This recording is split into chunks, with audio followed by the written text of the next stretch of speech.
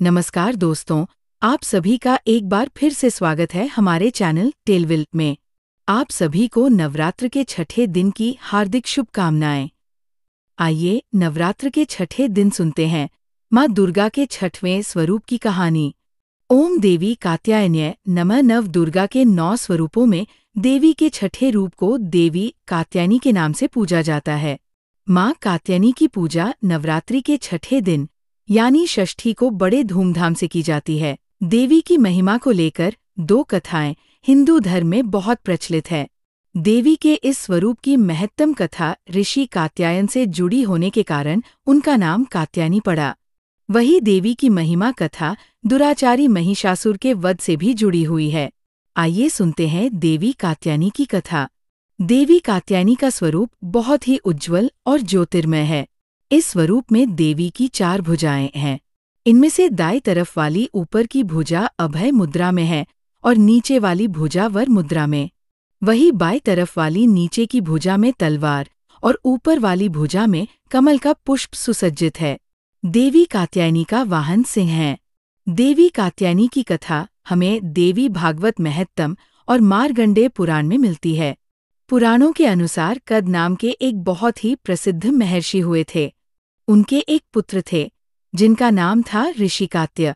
आगे जाकर ऋषि कात्य के गोत्र में महर्षि कात्यायन का जन्म हुआ और ऋषि अपने तप के कारण विश्व प्रसिद्ध हुए। ऋषि कात्यायन की इच्छा थी कि देवी भगवती उनके घर पुत्री के रूप में जन्म ले, इसलिए उन्होंने कई वर्षों तक देवी भगवती की कठोर तपस्या भी की। मान्यता है कि ऋषि कात्यायन की ऐसी एक निष्ठ तपस्या को देखकर उनसे प्रसन्न होकर देवी भगवती ने उनकी इच्छा का मान रखते हुए उनके घर में जन्म लिया। ऋषि कात्यायन की पुत्री होने के कारण ही देवी भगवती कात्यायनी कहलाई। महर्षि कात्यायन ने बड़े प्रेम से देवी कात्यायनी का पालन पोषण किया था। कुछ समय बीता, पृथ्वी पर दुराचारी महिषासुर का उपद्रव सारी सीमाएं लांघ रहा था। महिषासुर को ये वरदान मिला था कि कोई भी पुरुष उसे कभी पराजित नहीं कर सकता और न ही उसका अंत कर सकता है। इसलिए उसे किसी का डर नहीं था और देखते ही देखते उसने देवलोक पर भी अपना कब्जा कर लिया।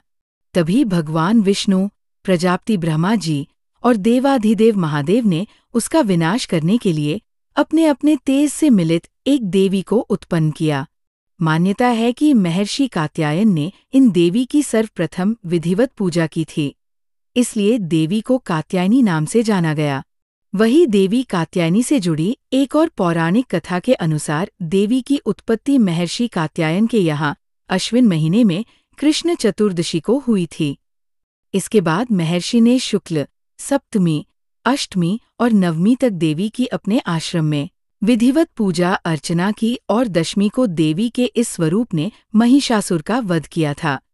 यही कारण है कि देवी के इस स्वरूप को देवी कात्यायनी के नाम से जाना गया था। महिषासुर का अंत करने के कारण देवी को महिषासुर मर्दानी के नाम से भी जाना गया। दोस्तों, माना जाता है कि देवी दुर्गा का ये स्वरूप अमोघ फलदायिनी है। ब्रज की गोपियों ने करुणा अवतार श्री कृष्ण को अपने पति के रूप में पाने के लिए कालिंदी यमुना के किनारे देवी कात्यायनी की ही आराधना की थी। इसी कारण वर्तमान में भी देवी कात्यायनी समस्त ब्रज मंडल की अधिष्ठात्री देवी है। स्कंद पुराण में देवी कात्यायनी के बारे में उल्लेख मिलता है कि उनकी उत्पत्ति परमेश्वर के सांसारिक क्रोध से हुई थी। नवरात्रि के छठे दिन देवी दुर्गा के इस स्वरूप की पूजा काफी महत्व रखती है। ऐसी मान्यता है कि देवी कात्यायनी की पूजा में लाल और सफेद रंग के कपड़े पहनना बहुत शुभ होता है। मान्यता यह भी है कि माँ कात्यायनी के चरणों में अपना सब कुछ समर्पित करने से उनकी आराधना करने वाले भक्तों को उनके दर्शन प्राप्त होते हैं। देवी के इस स्वरूप के पूजन से भक्तों में एक अद्भुत शक्ति का संचार होता है। देवी कात्यायनी का ध्यान गोधूली बेला में किया जाना चाहिए। देवी कात्यायनी का आराधना मंत्र है ओम देवी कात्यायनी नमः, अर्थात ओमकार के जैसे निर्विकार स्वरूप वाली देवी कात्यायनी की कृपा और शुभदृष्टि हम पर बनी रहें। हम उन्हें बारंबार नमस्कार करते हैं। दोस्तों, मान्यता है कि देवी कात्यायनी को शहर बहुत प्रिय है, इसलिए नवरात्र के छठे दिन देवी कात्यायनी की पूजा में शहर या शहर से बनी चीजों का भोग लगाना चाहिए। अब मैं आपको बताती हूँ देवी कात्यायनी की पूजा विधि। सबसे पहले सुबह जल्दी उठकर स्नान करें और साफ वस्त्र धारण करें। हाथ में फूल लेकर माता कात्यायनी का स्मरण करें और पूजा करने का संकल्प लें। पूजा के स्थान को गंगा जल से शुद्ध कर लें। अब पूजा स्थल पर मां कात्यायनी की मूर्ति या चित्र को स्थापित करें।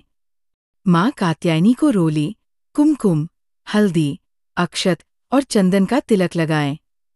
पीले फूल, शहद, फल और मिष्ठान का भोग लगाएं। उसके बाद घी का दीपक जलाएं। देवी के मंत्रों का जाप करें। दुर्गा सप्तशती के छठे अध्याय का पाठ करना इस दिन शुभ माना गया है। अंत में मां कात्यायनी की कथा पढ़कर उनकी आरती करें और अपने परिवार की सुख समृद्धि की प्रार्थना करें। पूजा में हुई कोई भी भूल के लिए क्षमा याचना करें। फिर मां को लगाए गए भोग या प्रसाद को सबके साथ बांटकर खाएं। देवी कात्यायनी की विधिवत पूजन के बाद महादेव की भी पूजा करने की मान्यता है। देवी दुर्गा के कात्यायनी अवतार की कथा हमें ये सीख देती है कि अगर भक्ति और संकल्प सच्चा हो तो परम प्रकृति की कृपा सदैव हम पर बनी रहती है। जिस प्रकार महर्षि कात्यायन की एक निष्ठ तपस्या से प्रसन्न होकर देवी दुर्गा उनकी इच्छा और तपस्या का मान रखकर उनके यहाँ पैदा हुई, उसी प्रकार मनुष्य को भी अपनी भक्ति, निष्ठा और संकल्प के पथ पर अविचल रहना चाहिए। तो यह थी आज की कथा। आपको आज की ये कथा कैसी लगी कमेंट करके जरूर बताएं। वीडियो अच्छी लगी हो तो लाइक जरूर करें और आपने अभी तक मेरे चैनल टेलविल को सब्सक्राइब नहीं किया हो तो सब्सक्राइब जरूर करें। और हाँ, कल हम सुनेंगे नवरात्रि के 7वें दिन की देवी माँ कालरात्रि की दिव्य कथा और उनके पूजन की विधि। तब तक माँ कात्यायनी की कृपा आप सभी पर बनी रहे। जय माँ कात्यायनी। जय माता दी। धन्यवाद।